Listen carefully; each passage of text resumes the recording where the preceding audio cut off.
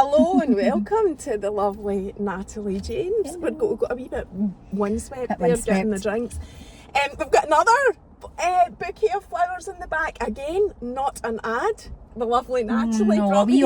How beautiful are they? The autumn colours. I love flowers. Everybody that knows me knows I love flowers, so thank you so much. My Don't need to do that. My pleasure. But very much appreciated Not anyway. We're actually nearly dressed the same. Well, we did get the memo. We've got the leather trousers on. Both get them on. We've both got the same jackets, which are kind of tucked away to make it look nicer. But anyway, we're totally digressing. Natalie is a performer. Would you say musician? No, just singer. Singer. Slash host. Aye, you do a bit of events. hosting. Aye, a bit of everything. I've seen lots of stuff on TikTok, and your singing is amazing, and I'm hoping that we can persuade her to do a wee song later on. Maybe a wee bit of the Little Mermaid or that, because that is amazing. But anyway, I've had quite a few male people from the music industry in my car actually, and so this is and one of the things you said to me was I'd quite like to share what it's like being a woman in the music industry and the challenges that you've had. It's a hard graft. Aye, to this point in your life. And you know, it's actually quite, I don't know, is coincidental the right word? I don't know, the whole thing with Russell Brand, Now. And just the way everything's blew up again about, you know, how women are treated and whatever. I've got a feeling this conversation might be a wee bit relevant to that. So I thought, that's quite good that happened at that time. Not that we're specifically going to talk about him. I just thought that's relevant. It's crazy. So, Natalie, this is your life. It is. Tell us. So, start off with, I know you're a mum as well and you've got your two kids now. My two babies. But start off, like how you get into music then? From as young as I can remember. I mean, I've always sang. I'll probably reference a lot to my friend Louise a lot in this recording. She'd have me out in the street singing. I'm from the scheme, you know. She'd have me out singing in the street. Where are you from originally? I'm from Bonhill, the sunny Vale of Leven. Oh, really? Yes. Right, okay. Born and bred there. But no, I'd be out in the street. She'd let that sing, and I'd sing in the street, and I'd put a show on for everybody, and we'd be in the old folks' homes singing all the. Right, for a wee Todd. You were totally. Doing that. Yeah. Aye. And my mum was always like my personal taxi driver. I think every night I had something on to do with the arts, whether or not it was dancing, singing lessons, drama school. But that's the way I wanted it to be. I wasn't allowed to hang about the streets or whatever, but I loved it so much that I didn't mind it. That's what I was away to do, and it was hard and it was tiring, but I just had the bug and I loved it. So that's what I've always done from a young age. And my dad was an electrician, my mum was a hairdresser, so I think they sort of realised I had some sort of talent and wanted to nurture it and, you know, give me the encourage you. Like what we do with all of our kids. If we see something in them, we want to give them the best possible opportunity as it is. But my mum was a hairdresser, and she sort of, you know, built her business up from that, and I'd go in and help her, and I said to her, I'm going to be a hairdresser, Mum. And I wanted to be a hairdresser. That's what I wanted to be. And she was like, I'm spending all this money on you. And I was like, oh, right, okay. So no, and then I wanted to be a drama teacher, but no, I actually ended up going to a performing arts school, the RSAMD, which is now the Conservatoire in Glasgow. And I'd done, because I loved acting as well, I'd done a 3-year theatre degree there, which wasn't so much of my singing, so I kind of took a bit of a pathway away from that. And when I was doing that and leading up to that, unfortunately I lost my mum. My mum passed away when I was 17, and for a really unexpected aneurysm, brain hemorrhage. So while I was doing that, I was then trying to study as well and get on with that, and an only child as well, which are you? I hate it.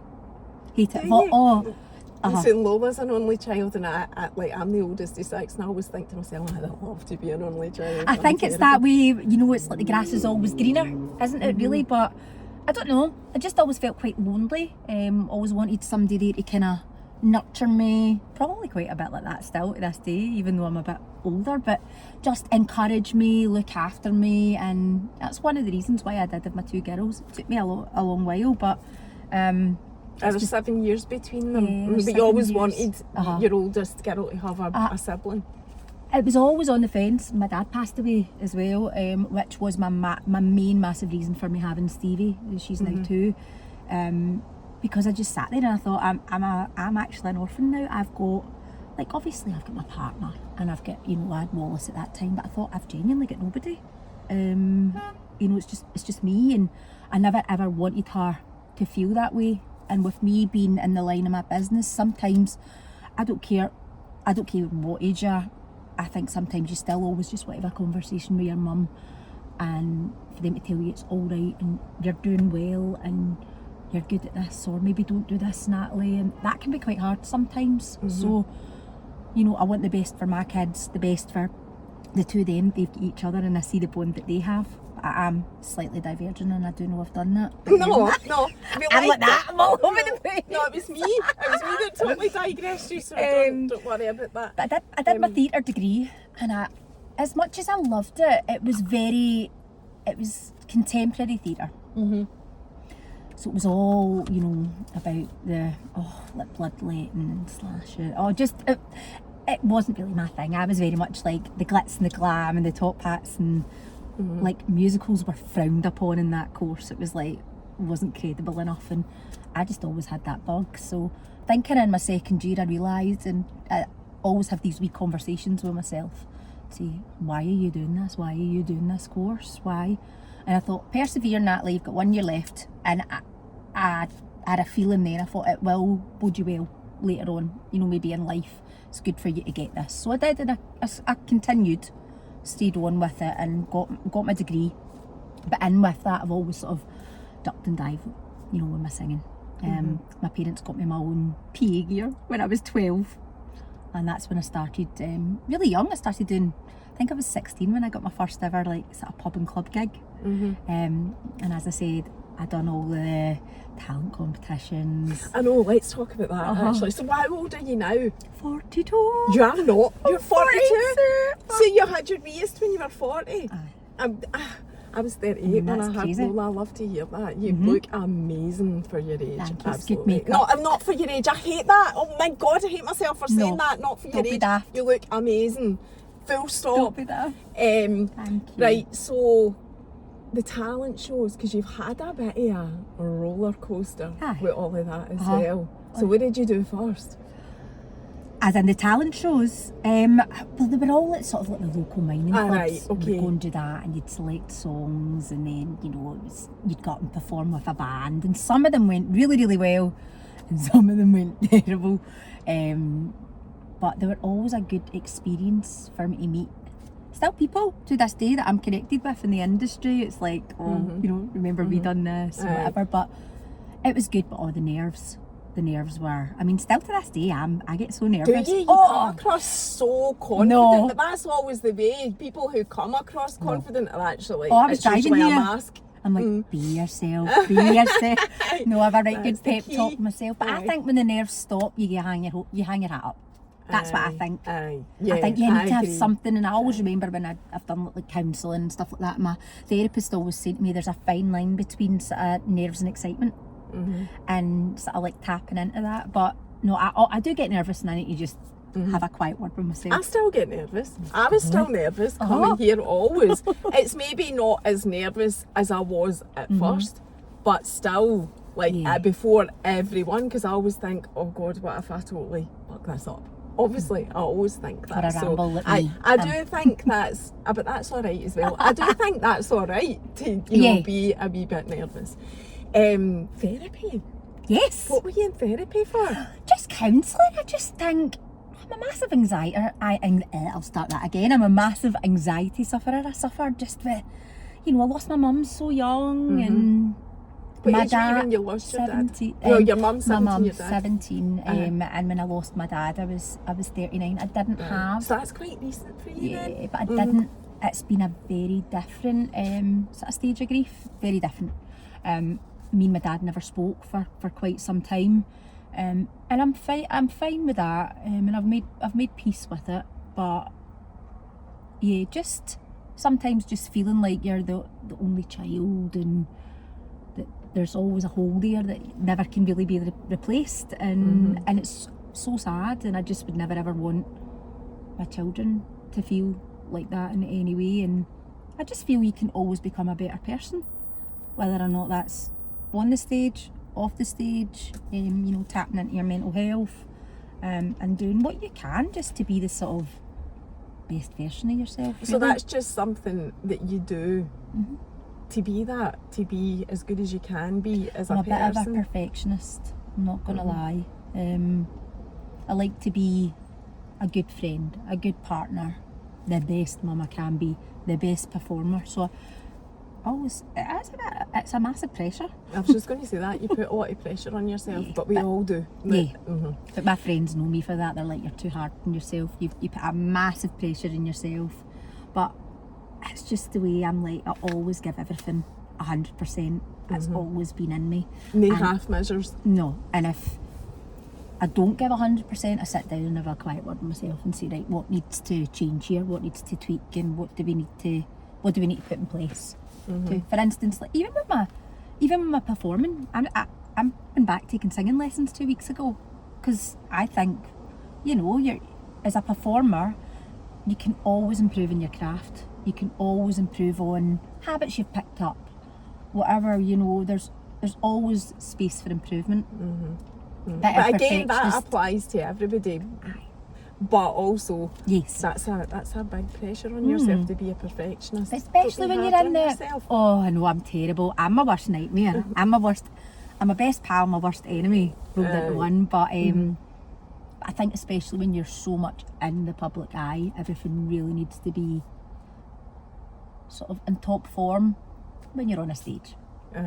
Yeah, I get that. I don't know how you do it, to be honest. Neither which do is I half the ironic, time. you know, because I've always said this when I'm sitting here or on my stories, it's out of sight, out of mind for me, so I can sit and chat and, you know, potentially thousands of people could see it, but I don't see it like that. It's just me, you and the phone, or just me and my phone, and for that scenario, for me, that's just it. But if I was to think about all the people that actually see it and they're all there looking at me, that's totally different. And if I could see them, I'd be like, no thanks, this isn't for me, cheerio, see you later, bye. So no, that is a massive thing to be able to do that. So going back to like the music industry then, because have you ever had any like singles or? Well, the first thing I did when I was 18, do you remember the Hebs do you remember the Health Board of Scotland, the anti-smoking advert? Aye. What you saying, boy? That was me. No way. That was that a girl group? So and you? But we were the voiceovers for them because the models smoked, and then Yous didn't. We didn't. So they couldn't use us in there. So the singers weren't the same people that were modelling as no. Who were meant to be singing the song. No. I remember that. I loved it. Oh my God, what year was that? Oh, well, I'd been about 18, 19, I think, I believe. So a good 20 years ago. Oh yeah, way back in the day. Something. Way back in the day. Something So like that. yeah. Aye. Oh, that is mental. So that's how you started off. That was sort of the taste of starting to do sort of more of the recording stuff, and then following on from that, the local charity Cash for Kids, which is supported by Clyde.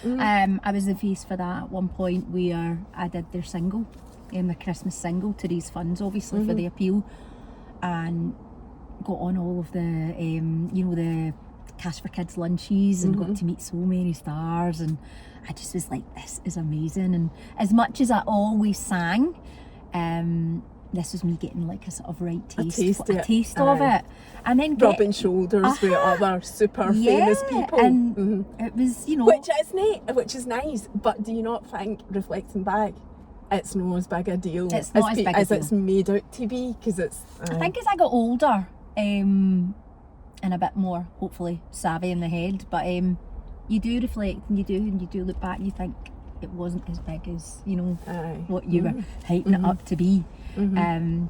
But no, like having a taste of that, going down to London, recording, working with some fantastic producers, fantastic songwriters, but nothing really, I would say at that point in my life, really flourished for me as part of the music industry.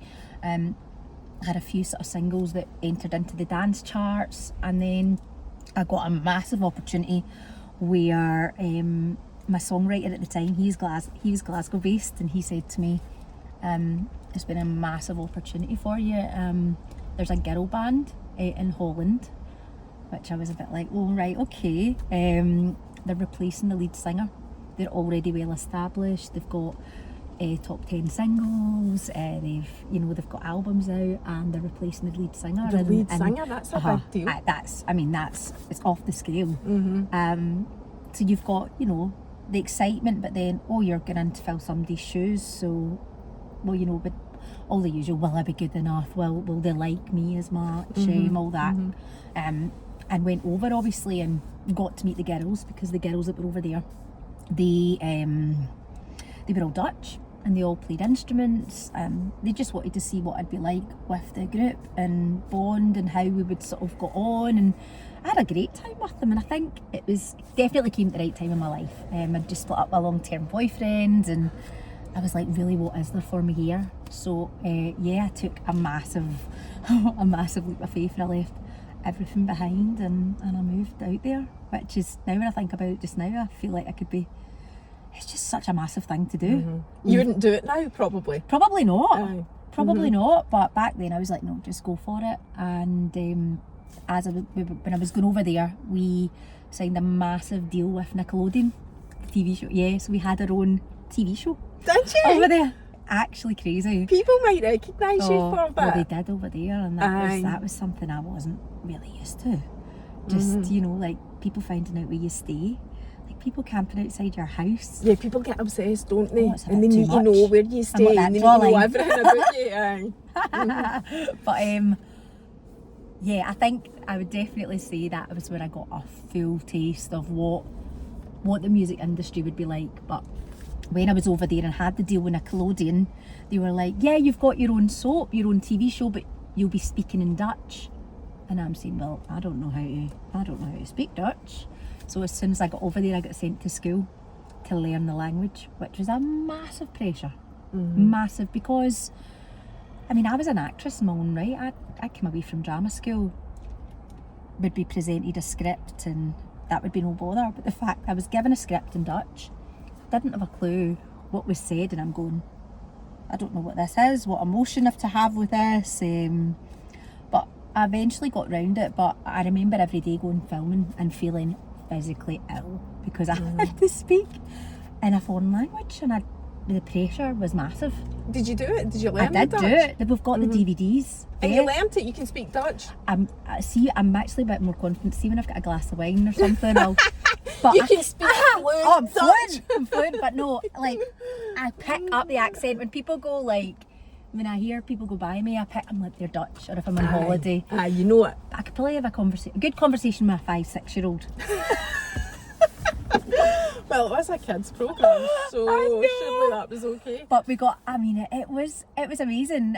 We done Top of the Pops, which was a massive thing. That's what I watched when I was a wee girl, and we got a number 9 single. What was the name of the band? Bad Candy. See, I'll Google that now when I go home. You'll laugh, because I've got a big blonde mohawk.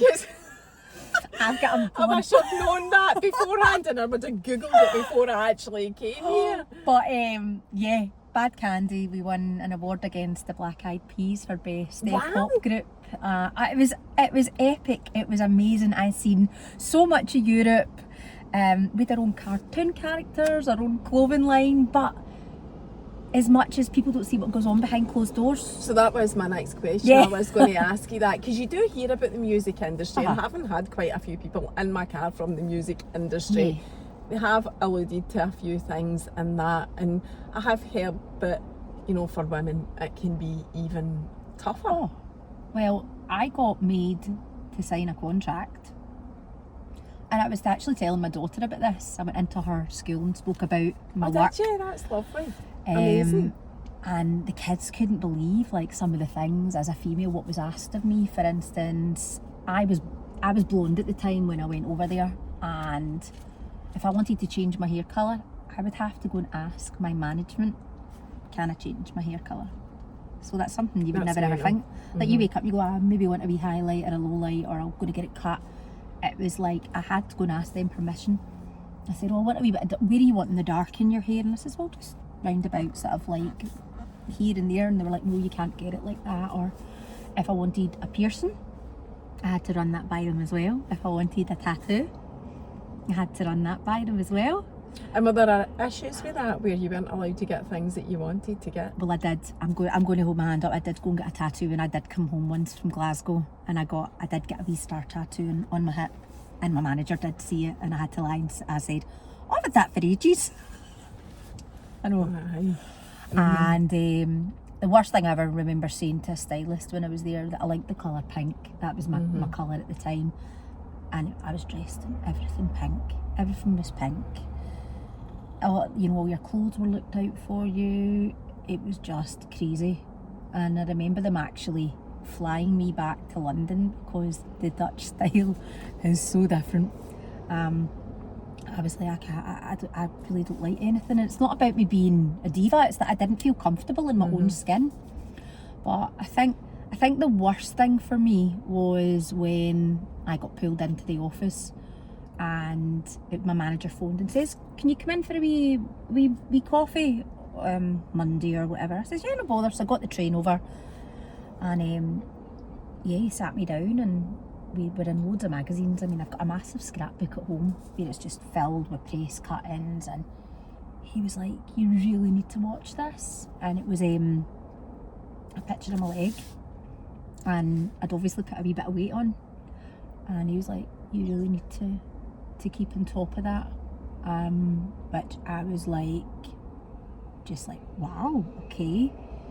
And as much as I said about me being a perfectionist and whatever, that was me. I was like, right, I need to get to the gym, I need to watch what I'm eating. But I think if you said that to somebody now, in this day, a male saying that to a female, it's quite... It's not acceptable now, surely. Even in the music industry. Do you know what that reminds me of? That story of the band that Mylene Class was in. Yeah. What were they called again? Hearsay. No, Hearsay. And the other girl who was Kim Marsh. There was something like that happened to her, wasn't there? Yeah.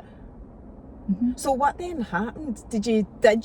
Oh yeah, like I watched what I ate. I was very strict, and I did lose weight. I remember coming home with my friend cuddling me, and she was like, "You're actually a bag of bones." I was so aware of my physical appearance, how I looked. I still look back to the picture on that day and I'm like, oh yeah, there's my chunky thigh and my chunky calf. It's just there's no room to slip, to breathe. Like, it's, yeah. Very strict. Very strict. Were you aware then of how wrong it was? No, I think because I was younger and I had a job to do, and I was like, right, okay. That's probably now I'd be like, I don't think so. But for somebody to actually sit down and say that, and actually my bandmate ended up anorexic because of the pressure that was put on her. It was the only thing that she really could control was our food and our physical appearance. It's terrible. So as much as, it was an amazing time, it was a very lonely time for me over there as well, because I never had any friends. I had my bandmates, but they were Dutch. They had families, they had partners. Still your job. It's just your job. I used to go home on a Friday night, and this was way at the start, I remember, and I remember shutting my door on a Friday thinking, I'm not going to see anybody till the Monday. And I'm quite sociable. I like a gab, I like company, I like to keep my mind busy. That was not good for me. I was lonely. Really lonely. I missed home. I missed home a lot. So how long did you do that for? I did that for 2.5 years. And did the band naturally split up, or did you? Manager termination, which that as sometimes it does do, it turns evil. And then I was getting letters. I'd then moved to Amsterdam at that point in time, and then I got letters from my manager saying, because when I obviously moved over, I didn't have any of like my bed, wardrobe or anything, and had this big letter saying, yeah, we want your bed returned, we want your wardrobe returned. Now I laugh at it, but at that time I'm like, well, I'm feel very vulnerable when a man's coming to you with that, with a massive big headed letter of, I want this back from you, I want that back from you. But at the start, you know, your wage is very minimal. You know, you get an allowance, and then they pay your phone bill. I'd asked as part of my contract that I had a gym membership, and that every now and then I would be phoned home to see my friends and my family at that time. Just but apart from that, you wear. I mean, there was no, you know, when you're starting out, there's no. It doesn't come across as how it can be. Aye. Until I think you really fully made it. It's a graft, it's a hustle, it's, you know, it's hard work, and it's lonely, and you're never in your own bed, and you're here, you're there, you're up at mad crazy hours. But do I regret it? Nope. Do I feel I've grown as a person? Yes. And I do look back at it with fond memories, but with some things there's a wee bit bittersweet. Understandable. But when that obviously terminated, you know, I then made a choice of, what am I going to do? Like, what will I stay here? Will I try and pursue this a bit more? And that's when I got in contact with, he's like the Simon Cowell of Holland, and he asked me, you know how in the X Factor when they get a guest to come on, like later on in the show, so he got in contact with me and asked me to come on and be their English coach, because obviously they speak in Dutch, but we sing in English, but their pronunciation was terrible. They didn't have a clue what they were singing about. I'm like, do you even know what this song's about? I'm like, you're singing a love song and you look happy as Larry, like, you know. So just getting into the depths of that, done back and singing for them, and again. So you did that? Did you work on? So is I worked on the Dutch X Factor. Oh, It was great. Got to do all the live shows with the 10 finalists, and did the backing vocals, and helped all the English coaching for that, which was phenomenal, and I loved it. But then I was still sort of toying with, how am I going to pay my rent? Because then I was left on my own. You know, management at that time from the previous band didn't pay any of your bills, or how am I going to make my wage? How am I going to pay my gas, my electricity, all of that? And I found there was a restaurant which I still have so many fond memories of, in Holland, that take on opera singers, music students, and I went in. Bearing in mind I've just done Top of the Pops, whatever, and I go in and I'm like, can I have a job? Can I please come and be a waitress? And they recognised who I was, and they were like, oh my god, you're that girl from the band. And I'm like, yeah, we've split up. That's and now I can't come and wait tables. And I was like, do you know what, Natalie, just got on with it. That's what you need to do. If you want to stay here, but I still got the opportunity to sing. So it was a restaurant where you waited tables, but you got to sing as well. There was like music students there working. There's loads of those types of restaurants in America. There's one in particular, is it New York? Is it the Ellen? Stardust Diner. Aye, Stardust, that's it. So I want to go there, that's aye. on the list. But I would say that's when I started really making my own friends, and that was 2 years. What age were you then? So I was about 25, 26. That's when I started making after the full band thing, that's when I started really making my friends and living a life there. But I still, as I said to you, I have these wee conversations in my head, and I sat and I thought, do I want to stay here? Do I think I will meet the man of my dreams here?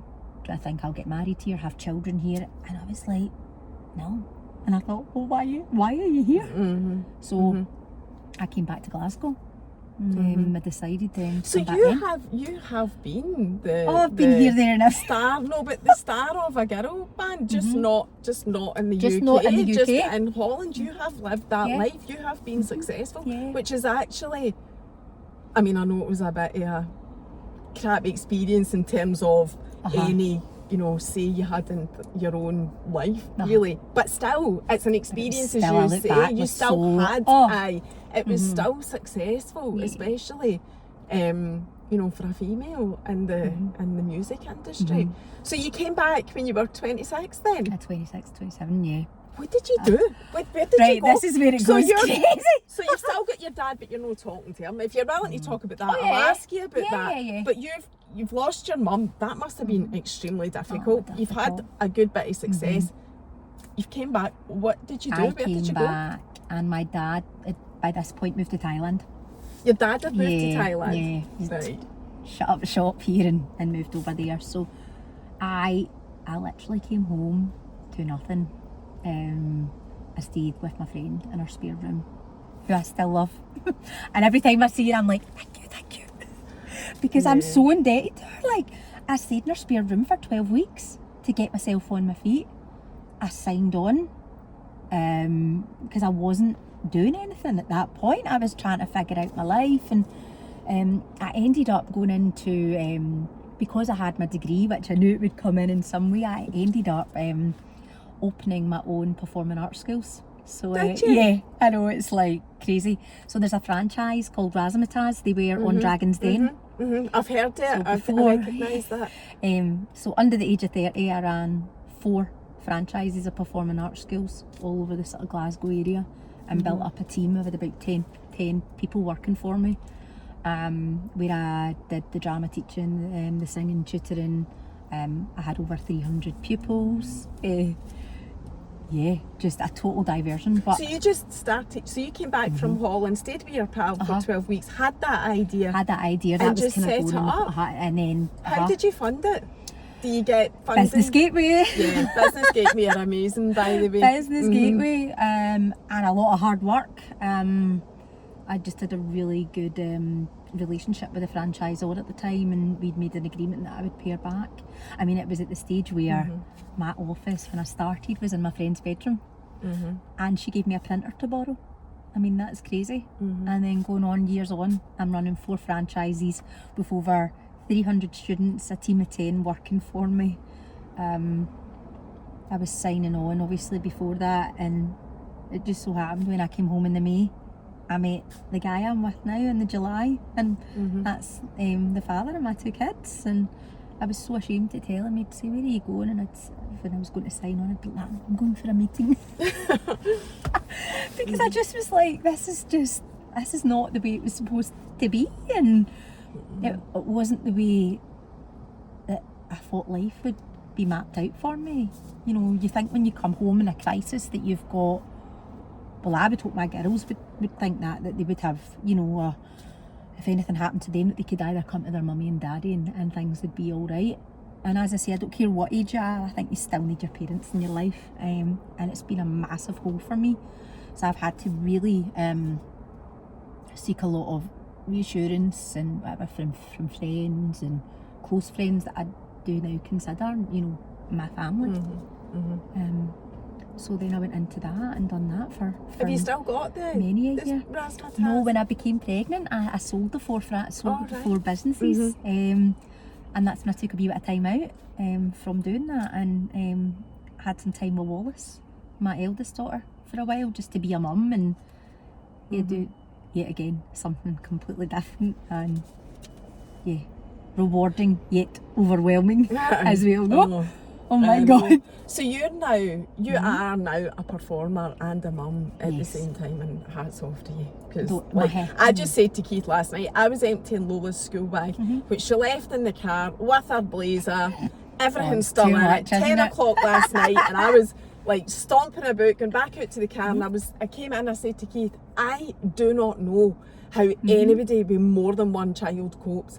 Because obviously she was giving me cheek about a bag being in the car, I'm having to get it, you know, and I'm just thinking, I can't cope with one diva, never mind any other. I lock myself in the bathroom, I'm like that, no, not today, today, my head's burst, but no, I mean, it's hard to balance, and my partner, he works a lot as well, so, you know, as much as, you've got the babysitters, and you do have your friends that say to you, we'll help you and whatever, but I always feel like I'm intruding or I'm taking up their time, and, you know, can you help me with the girls or whatever, so maybe I bring a lot of that on myself. I know, I do that as well. I'm always, I don't know if it's a proud thing, I'm like, no, I'll figure it out, or I'll pay the babysitter, but as far as that with me and Stuart, you know, we don't have a lot of support, like family-wise.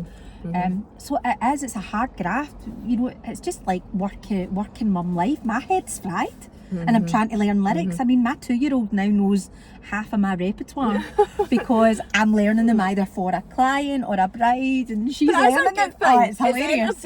I mean, it's hilarious.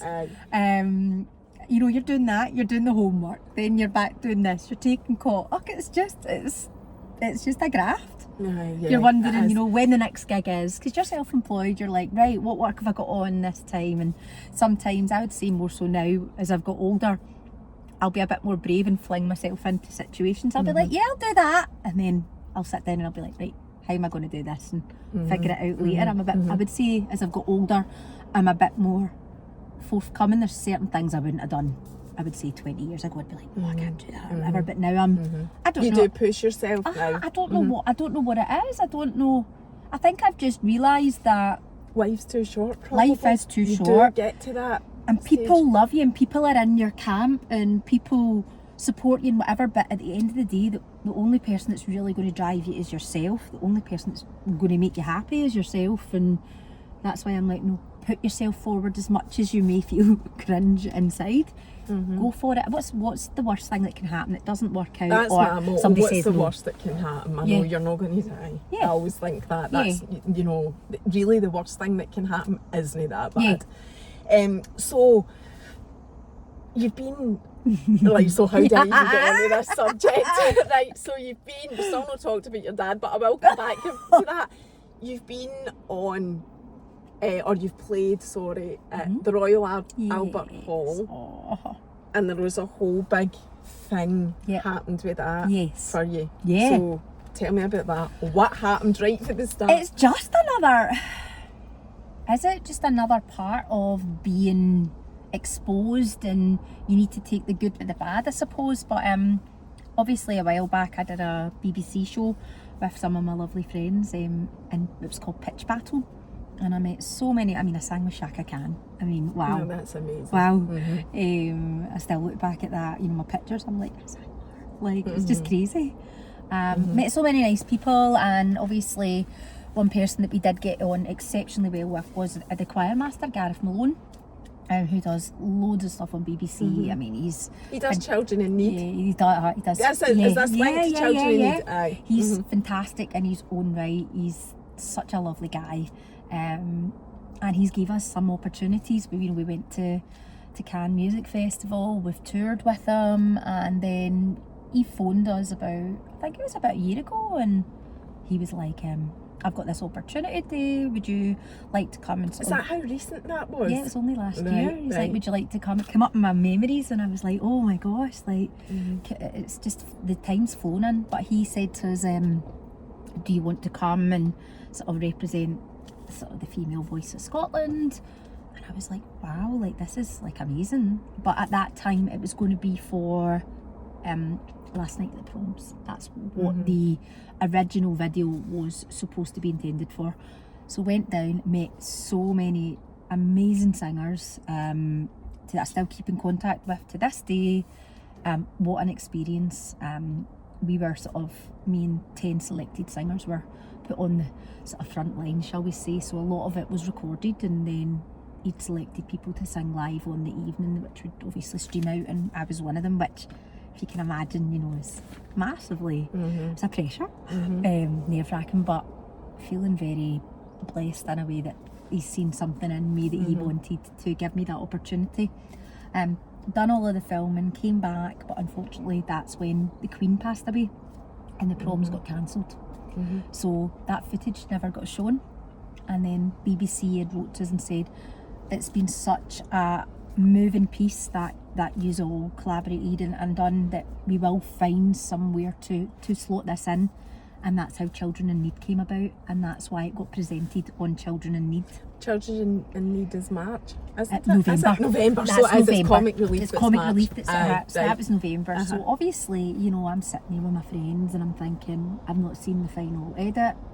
Will I be on it? What will it be like? You're thinking, you're nervous, you're excited, and watched it, and I was just delighted. I was like, wow, this is just, see my cooking up there, and and also just the fact that I've got children as well, and that it went to something so worthwhile, and that I'd went and done that, and just you're proud. I was proud. I was proud, and I actually sat, and that's something I think quite hard to say to myself, is that I was like, no, be proud. That's such a Scottish thing, that we struggle to give ourselves a bit of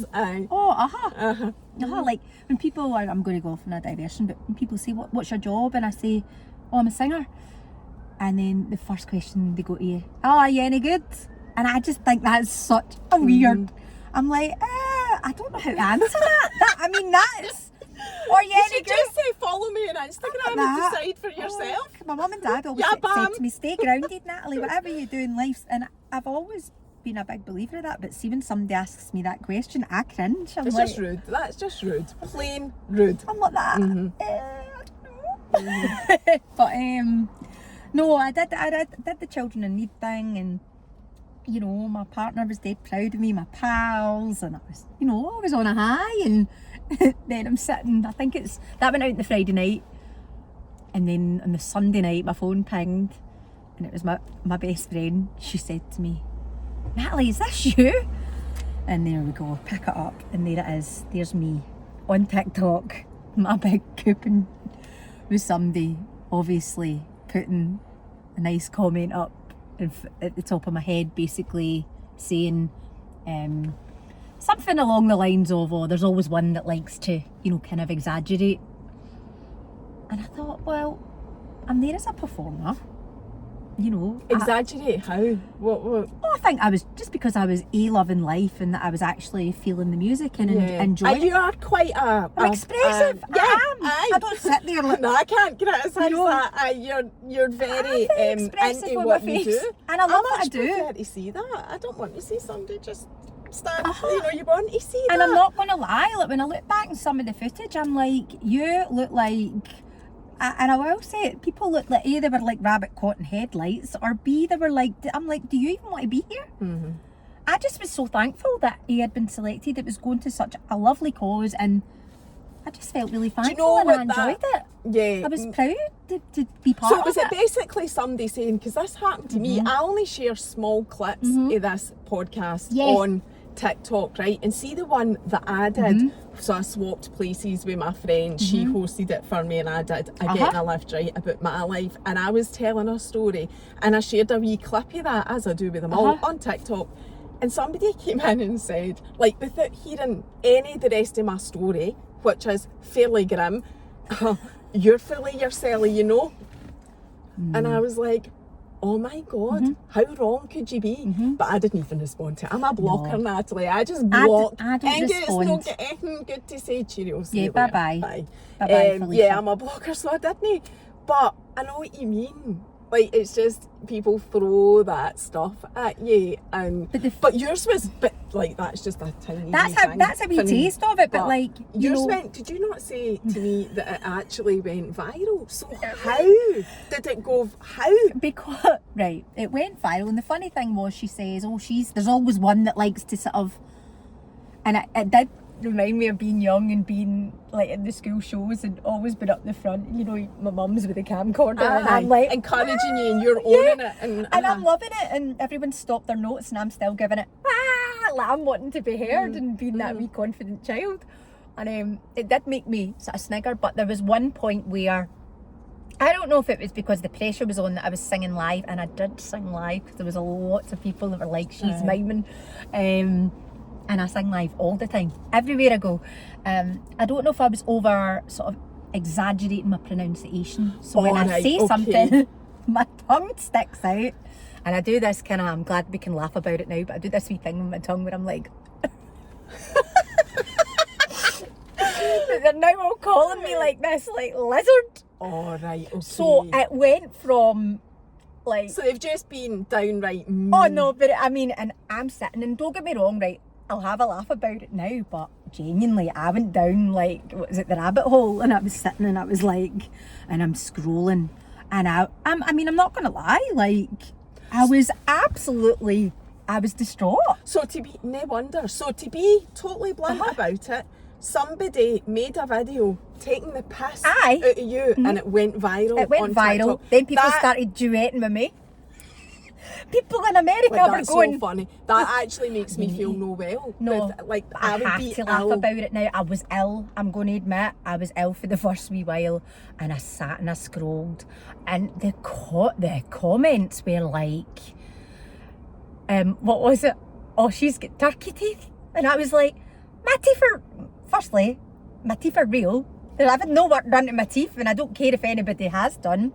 Oh, her Botox is working hard, and I'm like, yes, I have had Botox. I'm a 42-year-old woman. What was the other one? She's hard work. And I'm like, you don't know me. And I'm like, I'm quite hard work, but I'm like, I'm also very hard working. But the slating was just like, she's miming. Why she do it? Oh, I mean, it went on. And then you've got the odd occasional one in from maybe like an ex-pupil from Raz or whatever saying, you don't even know her. Like, she's actually like a really like all right girl. But people are just vile. Like, that's the only way I can say is just vile. And I mean, I remember I phoned my friend Louise, and I was like, I don't know how to deal with this. And I'm like, just the comment, I mean, it's had thousands of shares, it's had thousands of comments. I mean, there's people, maybe if I've had a wee drink I'll go, but I don't go on TikTok because I'm actually scared by it, but I'll go on and I'll I couldn't find it. You told me. So Natalie contacted me and she told, no, I don't want to see it. No. I don't want to see it. So when I was doing my research, like, you didn't really allude to it that much. I was like, what is she talking? I don't even know what you're talking about. Yeah. And I like put your name. I couldn't find you because that's why I said to you, I can't find you on TikTok. What are you talking about? But this will be why you've if you explained do it now. put in the singing lizard. I don't want to see it. All right, no, I don't want to see it. Honestly, but no. I mean, we laugh about it. We laugh about it now, and my partner thought it was hilarious. I mean, he was like, you need to take the good with the bad, but I was like, this is actually this is personal. And another thing which my wee girl doesn't, you know, she's at the age of 9, she doesn't have TikTok, she just got a phone, but I'm like, could you imagine if she's seen that? Like, the upset that would cause for her. Like, I'm her mummy, like... But I think, so as somebody that puts myself out there, albeit I'm not a singer, but I do put myself out there, obviously, right? I think it's how she feels about that is down to how you educate her on it, right? That's what I believe. Yeah. So Lola's 11 and a half now, and she's very aware that because, and she's out there as well, she features quite a lot on my Instagram and whatever. Lola is now aware that mean people exist, and it's how we respond and how we respond that matters. Not what they're saying, not what they're doing, how we respond. And if we know that we're okay and we're good people and we're safe and healthy and whatever, then that's okay. And we'll not be mean to anybody, but we appreciate that there are people out there. So whilst, like, the only reason I'm saying that is whilst you're having that self-talk to yourself, my wee girl will see that and that's my mum and whatever, it's all about how you then, because it's never going away. Social media is not going away, you know, and it is going to be there. And she probably will see it. She will see it older. one day, and you know, that's something we'll address and we'll chat about. But I think I kind of can laugh about it now, but I wasn't laughing about it then. So how did you, were you self-employed then, getting shows and doing everything that you do in your gigs and hosting and everything? Yeah, well, when that happened, did it affect any of your work? It didn't affect, because I think people know, like, who I am, and they know I'm a grafter, and they know that you take me as you find me, and well, that's the main thing. People kept messaging me, but like, I mean, still, even like week 4 after this, I was still getting the link. Have you seen? I'm like, yes, I don't want to speak. But I send it to you. Who would do that? That's horrible as well. I think the things I've definitely, I mean, I think you can always learn from an experience, and the 2 things I've learned from it are, don't take life and take yourself so serious, Natalie. Don't take it so serious, and just be kind. I think sometimes we can judge, and sometimes, but it's just made me think a lot. It's just made me think a lot of just the way the world is. And did it get you work? Flip it on its head. Do you know, it didn't, because the reason why was probably because I never acted on it. I never did a response to it. I've never commented on it. People all know about it, but I never ever acted on it or took advantage of it, should I say? Should have? I don't know. But at that time, and maybe but it never affected you anyway. It's not affected my work. No, not at all. No, not at all. But it's just sometimes when you are the topic of convo and people are like picking stuff up about your face, and I'm like, oh God, don't you be perfect? But I know that's just a small slice of the pie. People get that every day of their life, and I'm not one of those people. But I did have a look recently. I did go back and have a wee look, and they've now put up one of it's a little dog sitting with its tongue out with the running up that hill, Kate Bush in the background. I did find that one quite funny, but honestly, it's just bizarre. I'm like, I just think in life now, you know, we're careful about what we say to certain people in society, but it's all right for like women to slate other women, and I'm like, you know, we should be building people, we should be encouraging. That's the way I am. Like anybody in my camp, any of my friends, if anything good happens, or you know, I'm like, I'm there all the way at the finish line, cheering them, I know, and that's the way it is, should be. yeah, 1 But unfortunately, million%. there's not. Yep. And they've got these people out There'll here. always be that group of people, and women, like you say, which is just so frustrating when you know, realise and know what women are up against in society as it is, to then have other women who, I totally agree with you, absolutely, 100%. So how getting over it then, actually getting over it, because that has only happened this year. Yeah, November. How did you mentally, well, did it not go, was it November it went viral? It aired in November and went out and it got, So it went viral in November, right? Yeah. So how did you, so it's not a year, this is only September, it's only 10 months. How did you get over that? I think I just processed it. I had my days, like, I remember, as I said, I spoke to my two singing friends, Louise and Days, and they were like, Natalie, just process it, like, just, you know, sit with it, feel how you feel, and move on. These people don't know you, and but it is, I suppose, a part of my profession and part of the job, and it shouldn't be like that, but you do need to take the good with the bad. And it's sad that I need to sit here as a performer and say, yeah, you might get a bashing, or, you know, people might comment on this, but, you know, I think, like, even at my age now as a performer, I'm constantly, as I said, trying to perfect myself, whether or not that's, you know, looking good physically, you know, like being at the gym, making sure I look aesthetically good on stage, making sure my voice is up to top notch. Just it's a slog, it's a graft, and it's not like your normal job. Also coming home, trying to find that, you know, the work life and balance as well as being a parent. When I come home, sometimes I'm getting in early hours of the morning and it takes me a while to unwind, and then 7 o'clock I've got the kids running by my door. You know, it's you're back in the mummy mode, but it's the path that's been designed for me, and you know, I need to embrace it in the most sort of positive way. But I think, as you said, just sitting with it and sitting with the feelings, and then now I just laugh about it. I'm like that. How long does it take you to get to that point though, being able to laugh? I would say maybe a couple of months I felt a bit about it, and I was like, I can't go on TikTok, that actually scars me. Like, you're not on TikTok? I'm not, well, I no. am, but I think I've got one follower because I'd are you on as your name, or are you just on to look at other stuff? See, that's the thing, I don't even know what my name is. That's how much I go on it. I go on and have a wee flick. Right, okay, so but I don't use it. So you don't post there or anything like that? And I should, because I think, you know, social media is the way of the world just now. It's, you know, I get a lot of work from my social media, but I'm not. But I don't. But you don't. But I think that's okay as well, because you know, you've got it's not the be all and end all being on every single social media platform that there is. I mean, I don't do that. So I'm glad that you're okay, and I'm fine. You've moved on for that, because that sounds horrific. But as you say, these people onwards don't even know and upwards, yet, and you're fine. You know, dust yourself down, and it's just it's part of our business.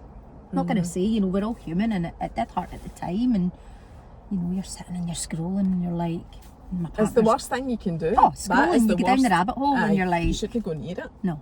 Really. Anyway, right, your dad, what happened with your dad, your only parent that you were left with? No, that, like, I'm not throwing stones at that. I don't have a relationship with my mum or my dad. So just to let you know that. So, what happened though? Just, I think, how do I put it? We just sort of, I think in the most protective way for me was to break the cycle and just keep a distance. Just, it was the best thing to do. Was it a toxic relationship? Not so much. My dad was probably one of my biggest fans, but had quite sometimes a very strange way of showing it to me. Massive drink problem, which was brought up with through my whole life, and you know, we don't really need to go into that. But I think when Wallace came along, I was just like, you know, we need to just, I've now got the responsibility of having this wee girl, and I want to do the best I possibly can, and you're just, I don't know, diverting my mind, and it was just becoming a wee bit toxic. So I was like, this needs to either be improved or let's just leave it at that. And I think it was the best thing to do, and that's just how it got left, and he passed away, unfortunately, 3 years ago. But the grief compared to the grief that I experienced with my mum was completely totally different. Totally different. I think, Ollie, that's fair enough. Yeah. Everybody wants the best for their kids, and you make decisions based on providing the best for your kids. I don't know if it's because when I became a parent, you know, it's a massive responsibility, and you know, he did always look out for me, and I never wanted for anything. He was a hard worker and a very, very intelligent man. But I think now, when I'm now in the shoes as the parent, I'm like, no, life needs to change. I could never be like that with my children, or you just want to be the best you can be, really. And that's fair enough. I think everybody would relate to that. Right, so we're nearly at the end anyway. So what is the chances of getting a wee... Natalie's got an amazing voice. I've just realised my keys there. Put your cup in there. Oh, no worries. I didn't realise my key was in there the whole that time. wee coffee was lovely. Natalie is an amazing singer. You've got such a good voice. Thank you And so much. I remember the first time, because we've not been connected that long on Instagram, so I've not seen all your singing, but the first time that I saw you singing was, and I think it's pinned at the top of your page. I was actually in, I'll tell you when it was when I seen it as well. It was Lola's prom from leaving primary school, so that would be the end June sometime. It wasn't right at the end of June, but it was June, and I was in Kaylee's getting Lola's hair and makeup done for her prom, and I was like, so Kaylee was talking to Lola, and I like opened up my phone, and there was you, and I was like, oh my god, I'll listen to this, and so I listened to it twice, because I then turned it up to let Lola and Kaylee hear it, and they were like, wow, they were both blown away by it as well. So that was the first time. Do you know, I'm so lucky. Like, not only, you know, do I get to do it, I love my job. I love the fact that, you know, every day is different. I get to meet so many new people. Every day is a new day. Every project's different. I never do the same stuff, the same material. You know, one day I can be doing the GBX stuff, the next day I can be doing a jazz lunch. Do you work with George Bowie? I work with Cassie. Do you? Oh, do you? Yeah, I've done a lot of Cassie's events. She's lovely. But do you perform on the GBX? No. I'd love to. Oh, Cassie's part of the GBX.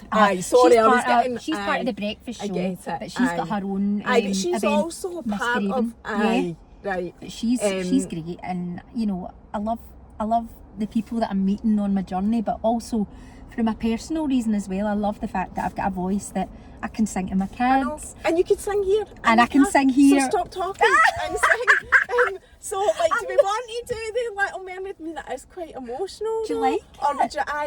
is there something that you'd prefer to sing a cappella? Just a wee couple of lines, you know, nothing. I'm not going to make you... I was like, X Factor. And I won't look. I'll get through it. All right. I might do...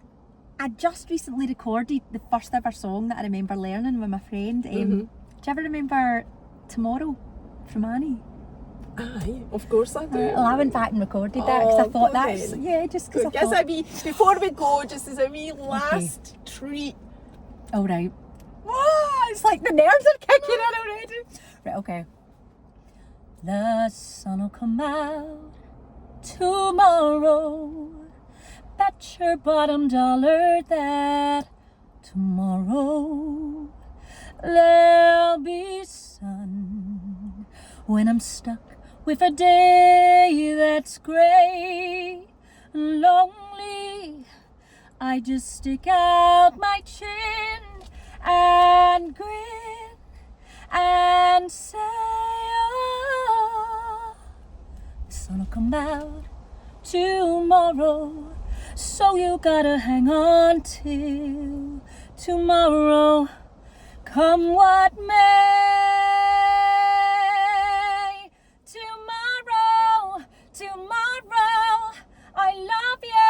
Tomorrow, you're only a day away.